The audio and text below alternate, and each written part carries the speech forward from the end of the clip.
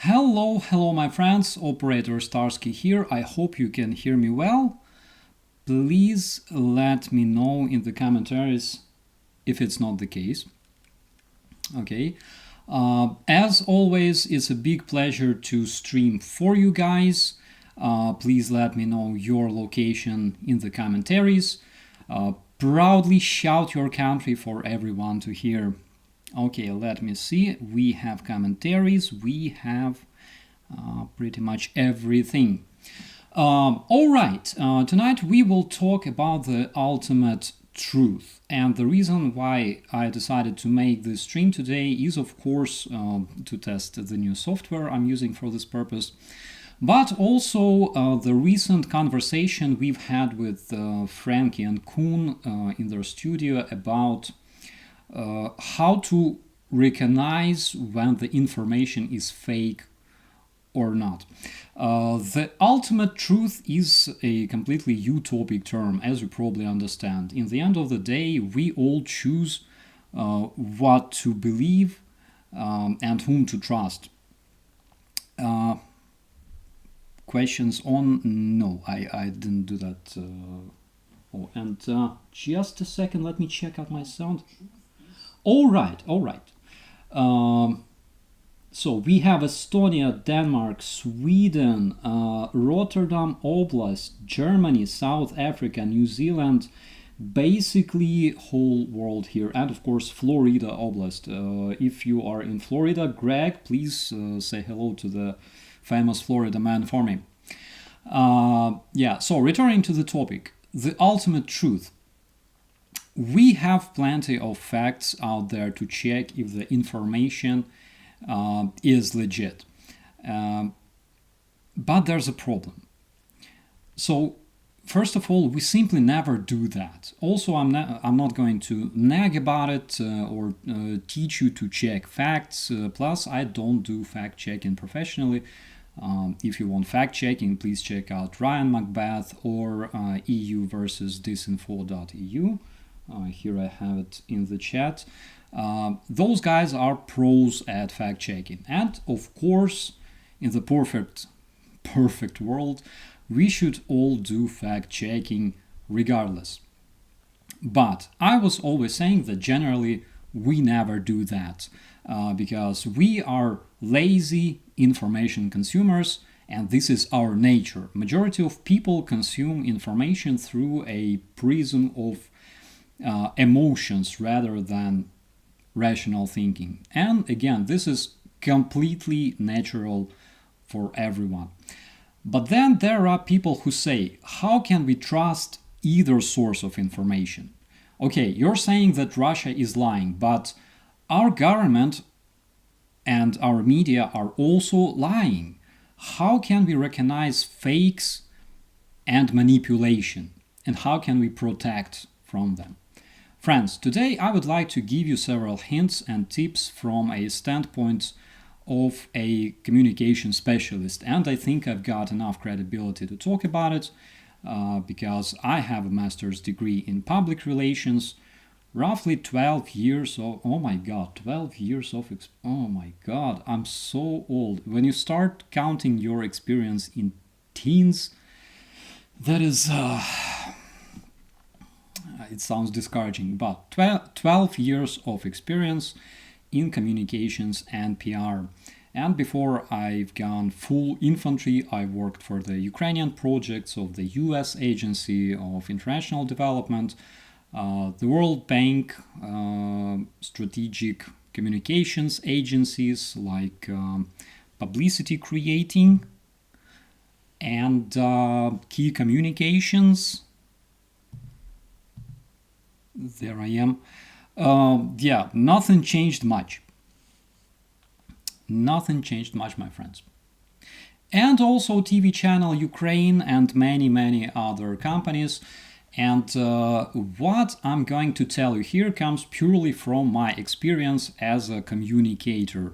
And hopefully you guys will learn a bit more about the profession of spokesman, press officers, public relations managers, and all those people who serve as a link between governments, NGOs, armies on one side, and society on the other side. Okay, first thing we want to do is we want to get acquainted with two fundamental things called manipulation and misinformation. What is manipulation?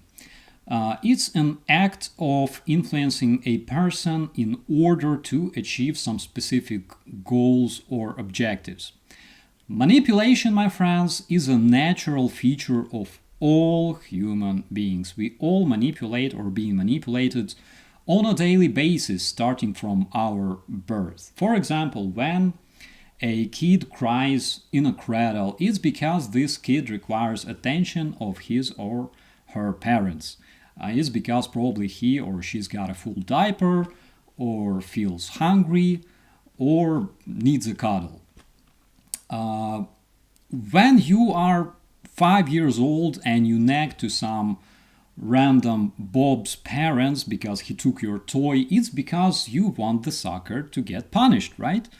When you have kids yourself, you tell them all the time to study. You convince them to do their home task because your goal, if you are proper parents, of course, your goal is to grow a proper, successful human being. And this is why you are manipulating your kids. We manipulate a cashier when we want to buy coffee in Starbucks. Manipulation is a foundation for all sorts of relations between human beings. And it really doesn't matter how you call it: encouragement, intimidation, trading, forcing to do something, begging, lying, or telling the truth, right?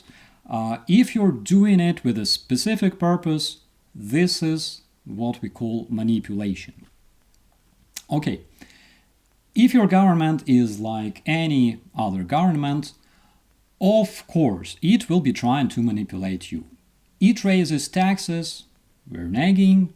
It invests your taxes in building roads, we're still nagging. It tells you that life is good, or it scares you with whatever nightmares, like Mexican immigrants on the southern border of the US, right? Every time your government produces information, it does it with a specific purpose. And this, my friends, is a fundamental thing to remember. If your government is like any other government in Europe, in most cases, it won't gonna try to kill you. It needs somebody to elect it, right? It needs your taxes to run the economy and maintain infrastructure. It needs manpower to protect the country. In some cases, of course, some individual members of the government may want like a palace or yacht or an expensive car. Yeah, but unlike in Russia, for example, it's an exclusion because you are blessed to live in a democratic world. But in about 100% cases, your government pursues either political or personal objectives.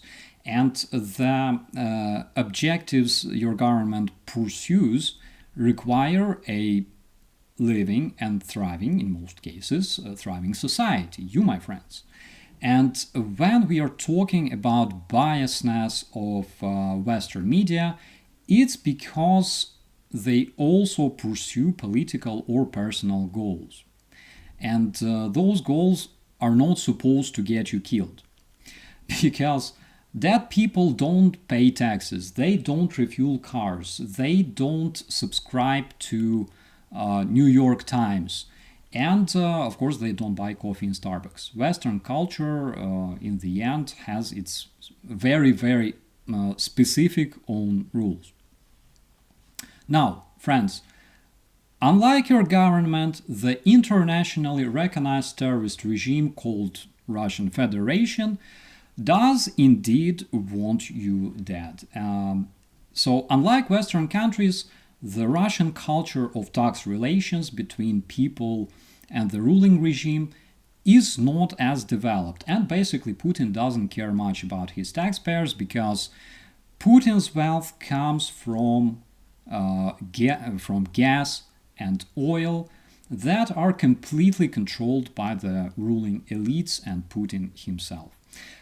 If you want to see, for example, a completely different perspective, check out United Arab Emirates, where people basically own all the resources and every citizen is basically a king.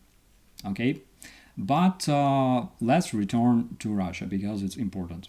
So, unlike your government, the terrorist Russian regime does not pursue political objectives.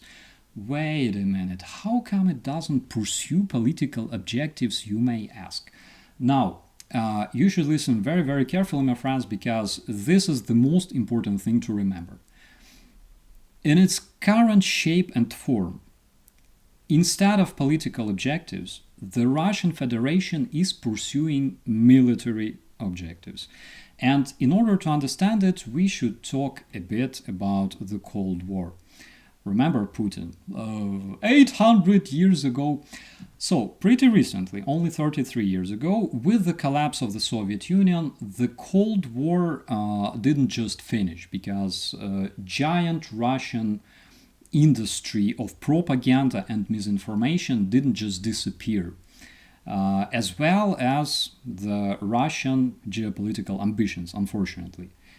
And naturally, what we've called the Cold War evolved into something which is known nowadays as hybrid war, which was invented and waged by the terrorist Russian regime. And unfortunately, it's studied and researched actively by other totalitarian regimes like Iran, Syria, China, North Korea, of course. To a lesser extent, but still. And there's one thing I want you all to remember. Unlike our government, Russia uses misinformation in order to reach its purely military objectives. And these objectives, unfortunately, involve having you eliminated, my friends. So there's still quite a lot of useful idiots, unfortunately, who go, but Russians are good people. Putin is just being demonized by the deceitful Western media and things like that. And unfortunately, these people are truly naive because they don't understand one thing. Nothing comes out of nowhere and for no reason. It's not just about people who lie with the purpose of deceiving. It's because Russian misinformation is part of the Russian hybrid warfare, which is a tool used to reach its military objectives. So you must remember this. Everything you hear coming from the Russian media or Russian influencers, all this is part of complex military plan, which, as we mentioned, involves having you and me dead. Again, every activity which is part of military plan doesn't just happen on its own. It has a specific purpose, like any other military operation, right? Now, what is misinformation? Misinformation is a deliberately created, deliberately produced, false or inaccurate information that is intentionally spread in order to mislead or deceive a specific target audience. In other words, it's a deliberately created fake that is used to delude you on purpose. And because we are talking about communications, we're talking in terms of target audiences. And it's not just general public, you know. We were talking with, with Jonathan Fink and Frankie and Kuhn and like other guys. And some people are more perceptive to the misinformation, some are less perceptive. People in the UK don't give a damn at all. But Russian misinformation is not aimed at the general public. There are narratives developed by the Russian communication experts specifically for people depending on their age, race, religious and political views, people who think critically, as well as people who perceive information through emotions. And in the world of communications, this is what we call target audiences, because if we want information to be most efficient, it has to be aimed at specific target audience with a specific message. So there are different target audiences used by the Russian, let's call them technologists, right? People who believe in conspiracies, of course. People who feel easily abused. People not satisfied with their income. People who have reasons to hate Western lifestyle for whatever reason. People with really low motivation or morale. People who search protection from some abstract big brother, but they distrust authorities. People who like to protest, and we're talking about everyday's rebels, mostly young people, who can be easily influenced and recruited into extremist movements, and not only them, of course. So Russian misinformation involves big variety of different target audiences. And Russian misinformation is a combat weapon, my friends. Comparing to Russia with, trust me, okay? With Russia's centuries-old repression mechanisms, your government is like an infant with a dirty diaper trying to trick his mom because he doesn't want to go to bed. And because terrorist Russian regime has quite substantial financial basis, it needs soldiers rather than taxpayers. And this, my friends, is a fundamental difference between your government, whatever government it is, and the terrorist Russian Federation with its clear military objectives it's trying to reach. The Russian supremacists don't lie to you for no reason. They do it because it leads to reaching their strategic military goals, which involve having us dead or suffering, because strong West, strong and united Europe is the biggest enemy of the terrorist Russian regime. The West can dictate, it has ability to dictate the Russian terrorist empire that it cannot invade other countries and go unpunished after committing crimes. NATO countries combined produce approximately 40 times bigger annual GDP than Russia, and which has a GDP smaller than Italy, okay? And using their power, NATO countries can truly protect civilized world from dangers of totalitarian regimes. That's why they try to destroy them, which is obvious, but I can talk about obvious things because I'm a captain, okay? To summarize today's lecture, my friends, and to make like a conclusion, any given information can be either true or false, of course, or both, depending on the interpretation. But you must always look at this information from a different perspective, because there's much more than meets the eye. Misinformation is always about specific purpose, and Russian misinformation pursues reaching purely military goals. And please remember this. Approximately 90% information that you receive from your government or media is aimed at reaching their political objectives. The rest 10% is like social reasons, etc., etc.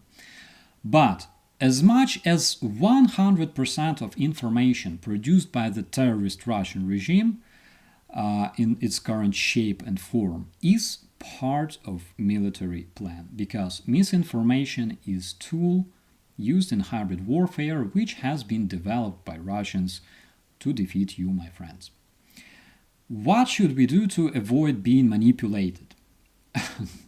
Not much, because as I've said, manipulation is part of human relations, and we all have power to choose the extent of being manipulated.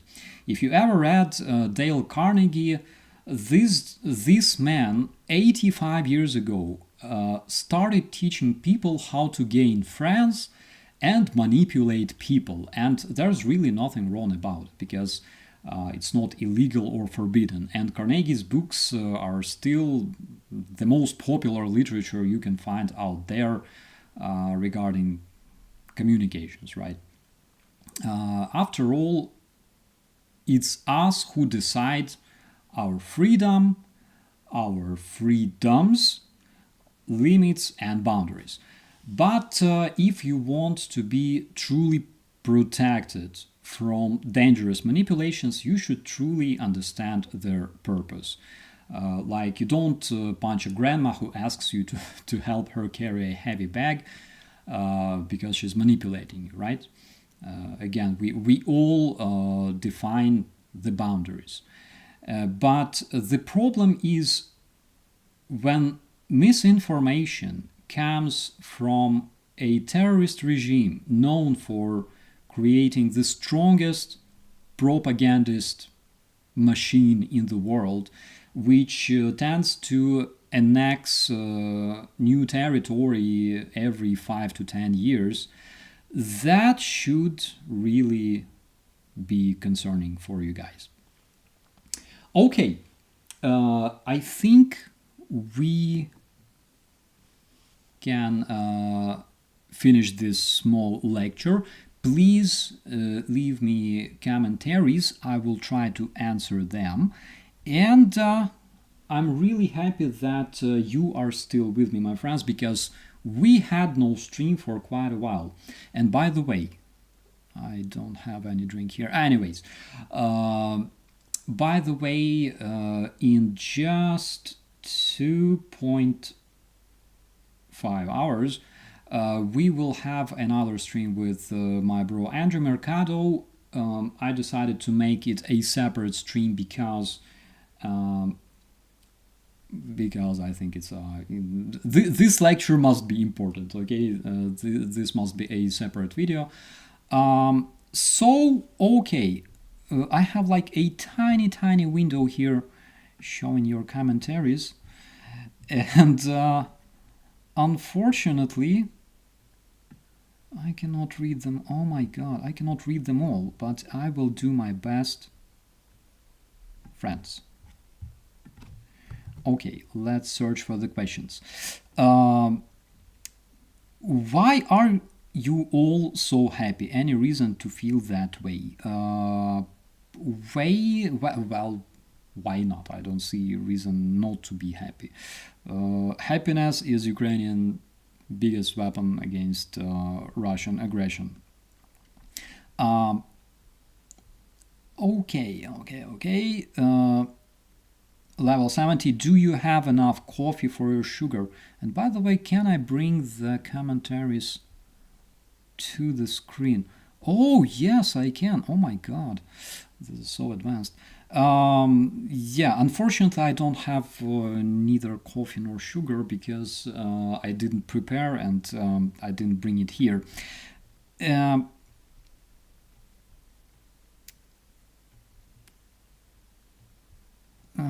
Okay, how do people still spew this Russian propaganda garbage? Well, they do, because Russian propaganda, unfortunately, is very effective weapon, and unfortunately, the world is not prepared for it. It's still not prepared for it. Yes, the world produces different organizations, NGOs, GOs, different groups like mentioned EU versus disinfo.eu in order to debunk fakes, but unfortunately Russian propaganda is much more advanced. So I hope that answers your question. And again, guys, if you think you're not, let's say, you don't trust Russian propaganda, right? You don't accept it, you don't percept it. It only means that you are not their target audience. Okay, and there are different ways to fight people like you as well, from a standpoint of the Russian terrorism. Russians have been manipulated to be the aggressor for thousands of years by their government. How do they even learn? So they kind of do. Unfortunately, you have to understand Russian mentality and Russian culture, and the fact that Russian society was raised like this for centuries, and they were like that already 100 years ago, 200 years ago. They were exactly like that. If you read Russian classic writers who lived 1 to 300 years ago, they all say like, wake me up tomorrow, like in 100 years, tell me that, ask me what happens in Russia, and I will tell you people drink and steal and lie, and I will be right.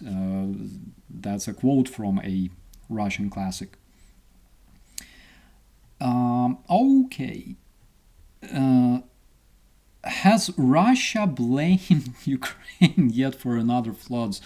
So they blamed beavers, as far as I remember. They said that beavers destroyed that dam in Orenburg region. And this is exactly what happens when, instead of maintaining your infrastructure, you invest in missiles that kill Ukrainians and Syrians and Georgians and other people in other countries, and build tanks instead of maintaining schools, institutes, universities, and things like that. So that's the reason. Of course, they can blame whoever they like, but they should blame themselves on the first place. Okay, old school karate. Is Operator Starsky still in the military, or he's out now completing service? I finished my service in February this year, after 10 years of proudly serving my country. But I didn't finish my civilian service for my country and the civilized world as well.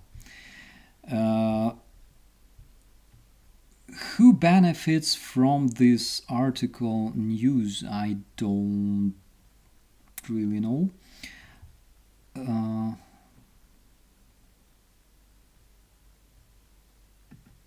Most of us have followed for the last few years are wise to propaganda. Just convincing the ones that don't follow is hard.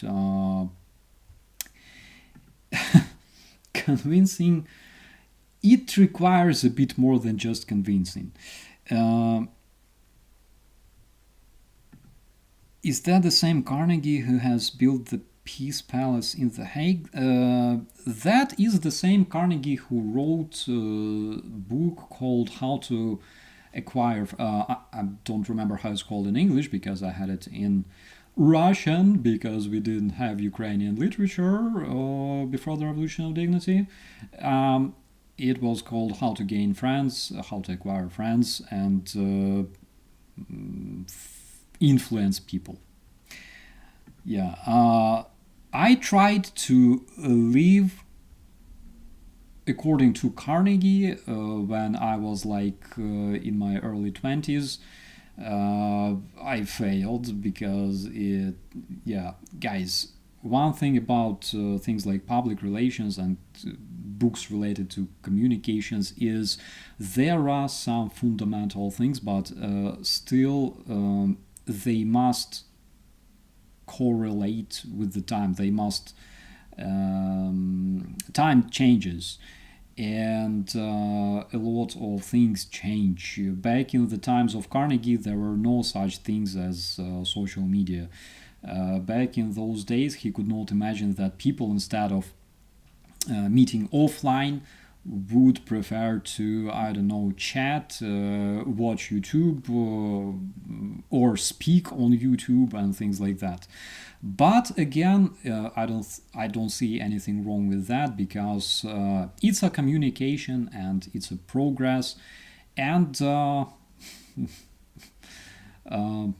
I hope it ends well for all of us.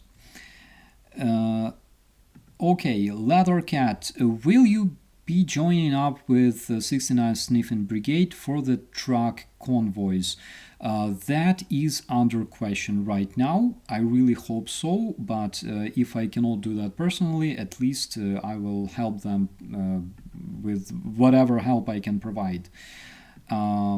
Kathleen, should we fight against Russia with similar weapons as far as propaganda warfare is concerned?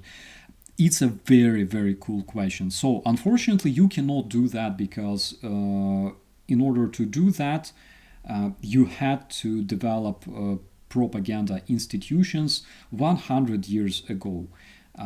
You cannot fight propaganda with propaganda. It's stupid. What you can do is fight propaganda with proper communication, with public relations, because this is what we do in the civilized world.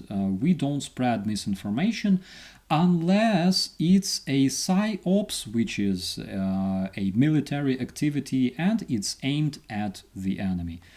So this is what we have and should do, of course. We cannot do that efficiently against Russian population, against Russian public, okay, because it's really, really hard to reach them. And Russia invests so much money and resources in the Russian state's media that you simply cannot do anything comparable to what Russia is doing. So probably the easiest way is to protect, like, us in Europe against the Russian misinformation, then trying to reach out to Russian people and try to convince them and yada yada.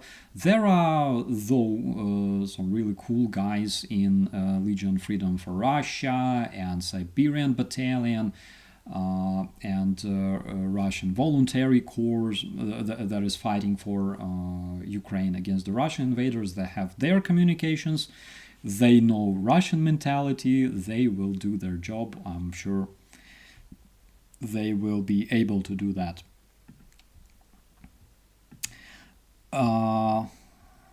How many Russians became radioactive after the floods? Will you be able to see them glowing at night? So the best Russian invader, okay, as far as I learned, is the one who doesn't glow neither in visual spectre nor in thermal spectre. You probably understand what I'm talking about.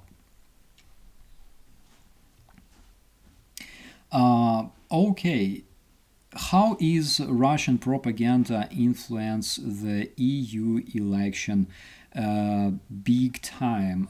So one of the biggest achievements, I would say, I would like to talk about is, for example, in Germany, there is this party AfD, Alternative for Deutschland. And those guys were exposed already several times. So they are pro-Russian, ultra-right, and one mishap happened when the German intelligence discovered a Russian spy in the party. Then, just about a week ago, they discovered another spy that was spying for China this time. It's like wherever you spit, okay, there is like a spy sitting there, and due to this, their ratings fell down. So Russian propaganda may be strong, but you see that security agencies do their job too. what is the best way to tell others they are under the spell of propaganda? Uh, so you can try facts, but again, people believe whatever they feel like. People can change their mind. It's true. People can stick to their ideas. Again, it's true. You gotta prove your position and prove the information that you carry to people with facts always. There was a case, for example, in 2021, we were going to the training camp, me, my commander, and our instructor. She was an instructor for our officers. She was teaching them how to operate firearms, the handguns. And she was like a real pro. She taught Ukrainian Olympic champions, actually. She served in my brigade. So we were going there, and she started talking unbelievable, insane crap about American biolabs. Guys, it was 2021, National Guard of Ukraine, and she started talking crap about American biolabs making viruses, and she even showed a proof, some article on a Russian website. Of course, we showed her the stopfake.org, debunking this myth. If you want to see a real biolab producing deathly viruses, you gotta check out Google Maps and see how they really look like in the real life. It's not like a room in the basement. There's like layers of defense and filters and like security and stuff. So this stuff infiltrates everywhere, infiltrates all organizations, even security services, even law enforcement agencies. And of course, it infiltrates target audiences, which she was a representer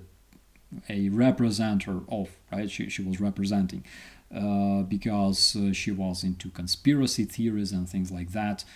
So it purely depends on people. Guys, don't fight misinformation with misinformation. Don't fight propaganda with propaganda. Always fight using facts. And the only thing your opponents can say is that you're lying. I cannot prove it, but you're lying. So remember that.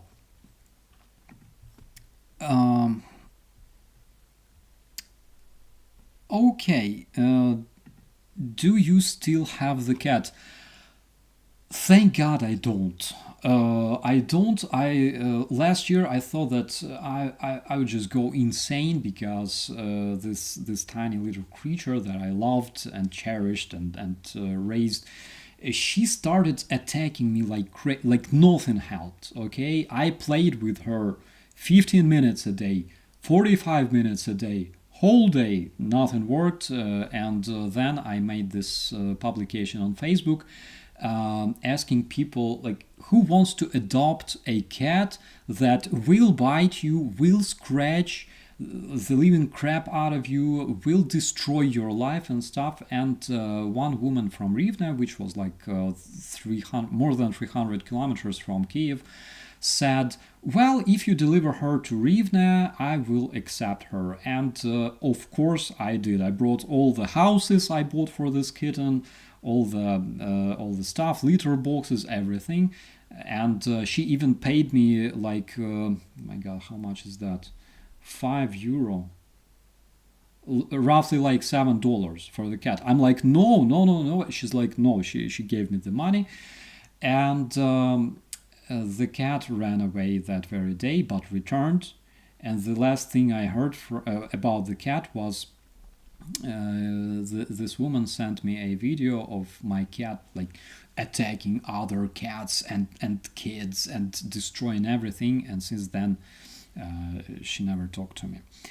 All right, so when will the Gigolo calendar finally happen? So first of all, we have to convince Lindy Page, okay, because I want to see Lindy Page in this calendar as well. I'm not sure if it will be possible, but I will do all I can. I will manipulate the living hell out of Lindy Page, I swear. Okay. Who's more full of crap, a Russian shaman or a Russian TV host? They are carriers of the idea of the Ruski Mir, the Russian world. They're both full of this. So shaman is a Russian singer. He's like the icon of the Russian world. Before him, there was this Kobzon, right? We joke all the time when Russian officers or generals die. We say that they went to the Kobzon's concert, okay? And I really, really hope that soon we will be joking like that about shaman as well. I don't care. I'm a Ukrainian and he's a freaking Russian supremacist. Isn't that Ukrainian drone called Beaver? Yes, we have a drone called Beaver. I don't know the reason why it's called like that, but I think it's gorgeous. Okay.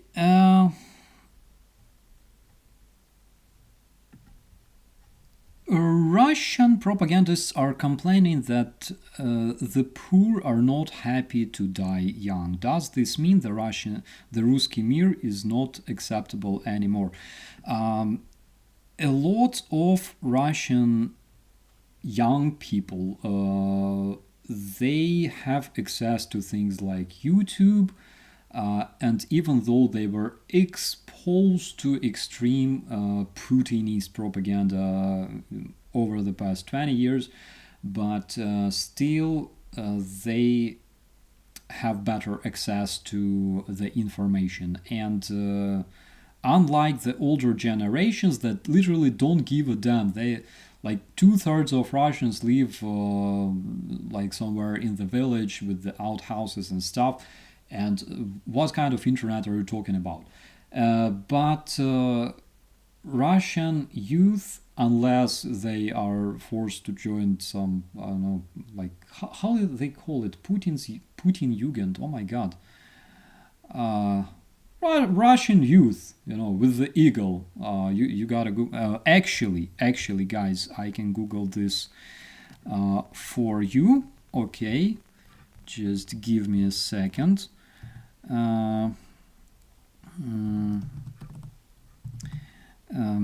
Okay, русская мало.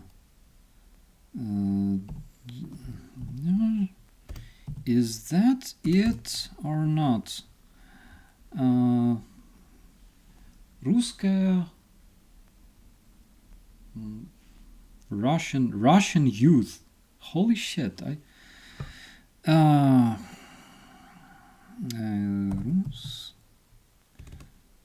Русская организация молодежи. Let me check this stuff.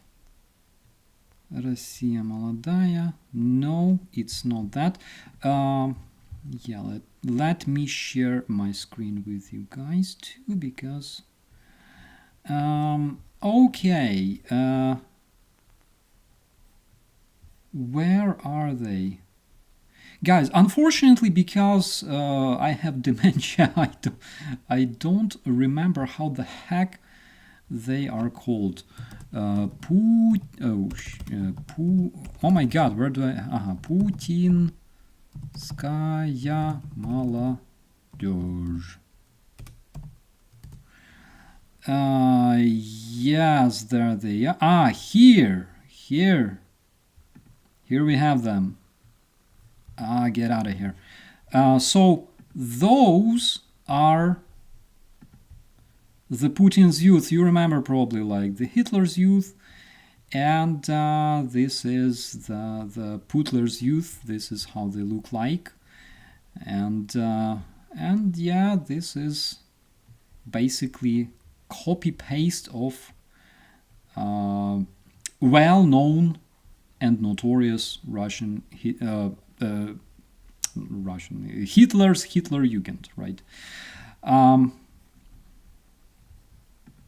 За Путина. Путинская молодежь. Марш. Oh, this one, I think. Yeah, those are the guys. Here you can see them bravely marching. A lot of similarities, right? I would say more than we need, of course. Okay.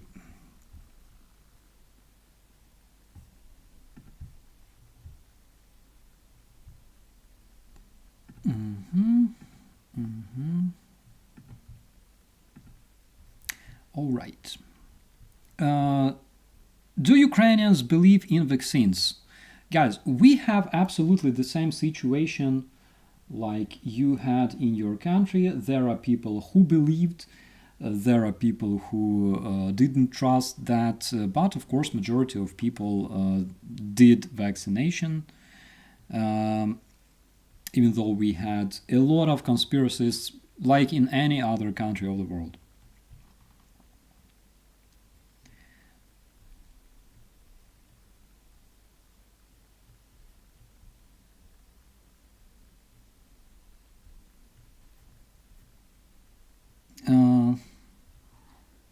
Is Starsky forgetting how to speak Russian?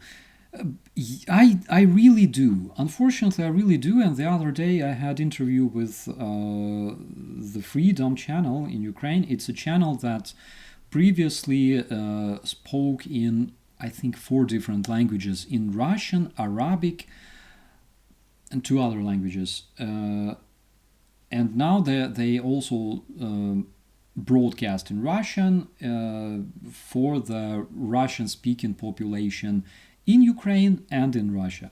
And I couldn't speak Russian because I completely forgot how to do that, even though I hear Russian language in the media every single day. But yeah, I have this problem. You have to practice.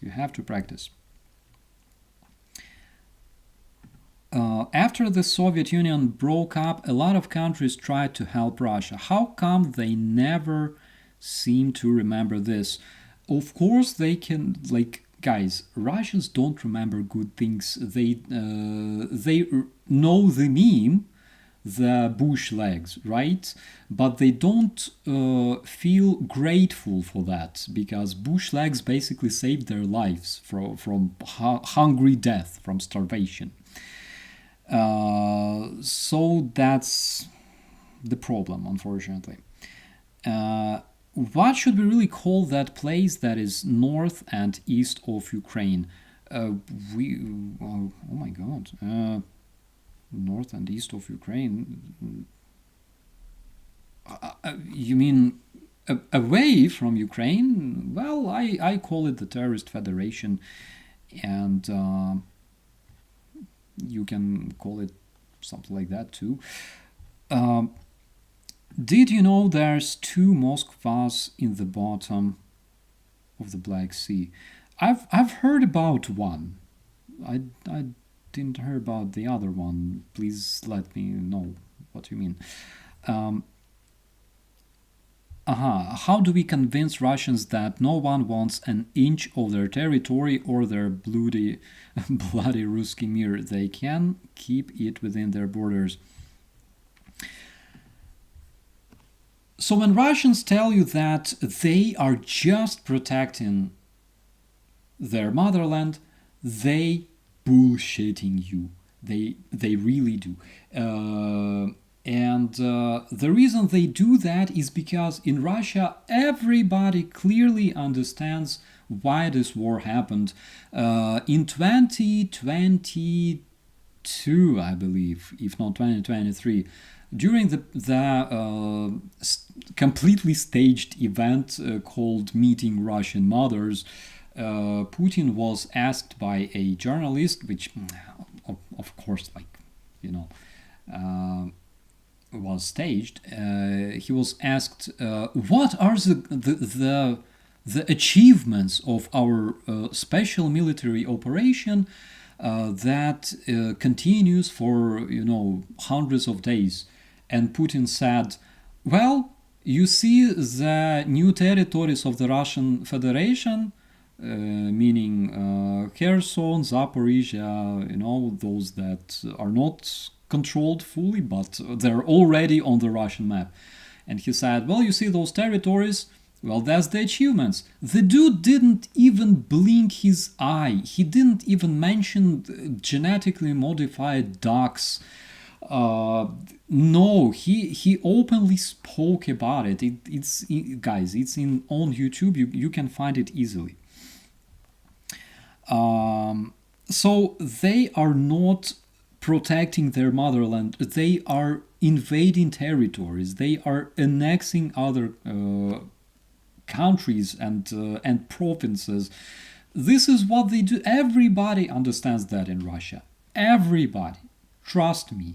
2014, when Russians invaded Donbass, and the world was playing, three monkeys: don't see, don't hear, don't talk. Russians already knew everything. They were talking to those green men in Crimea, and they were like, "But you are like Russians, yeah, you're." And they were like, "Well, yeah, don't tell anybody." Like, they all knew. Guys, it's I don't know how to translate this krugovaya poruka. They have this, like, not like, it's like omerta, okay, in the Italian mafia. Like, you know everything, but you keep playing the rules, right? Okay.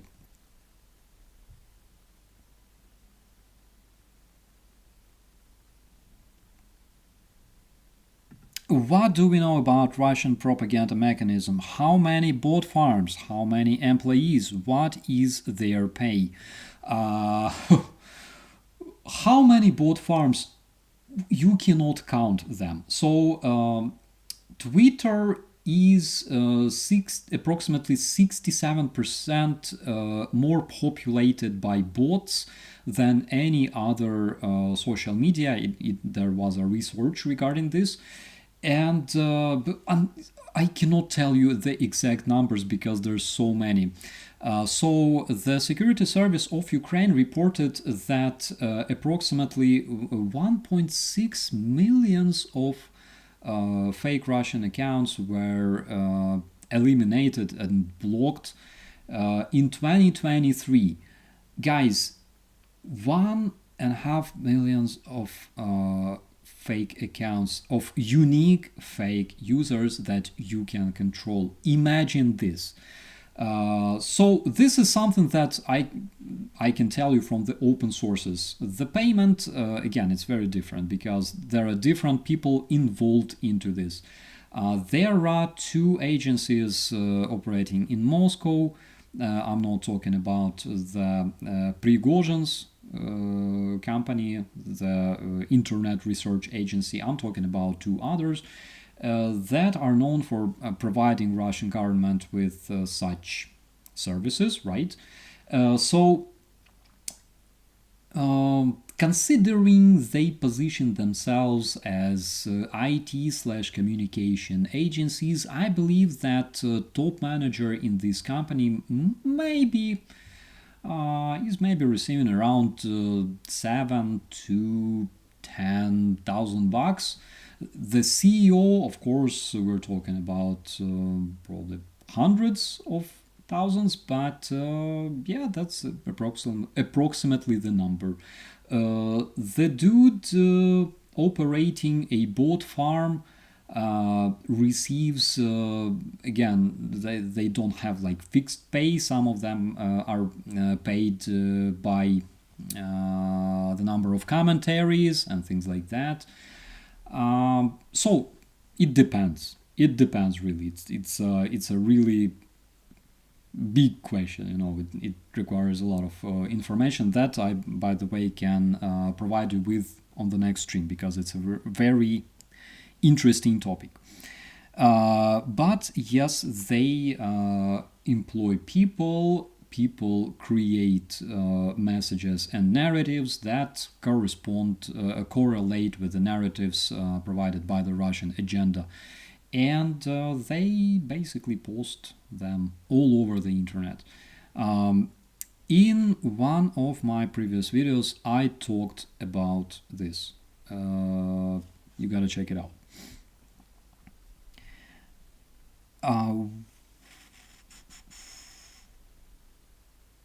How do we counter the Kremlin propaganda that's being spread parts of our government, including MAGA?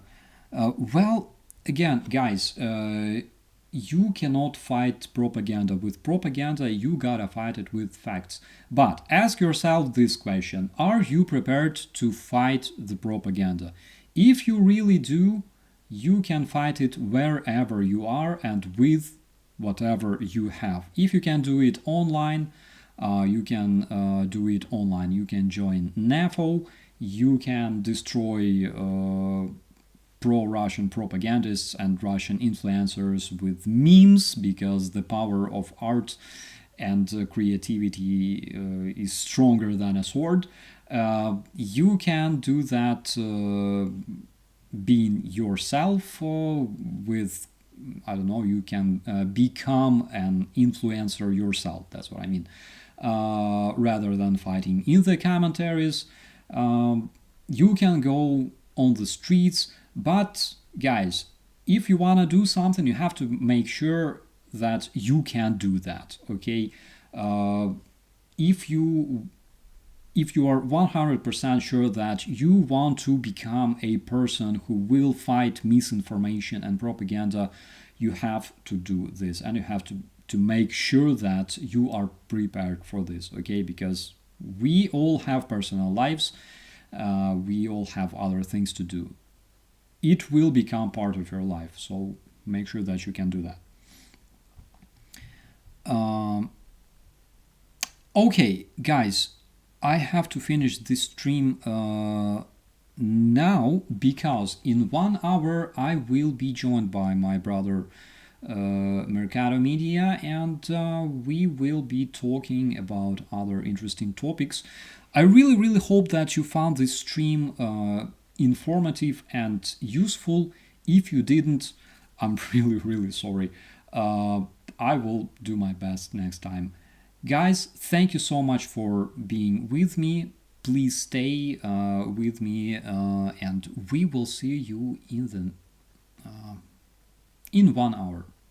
Okay, guys, see you later. We don't say goodbye, but as always, be safe.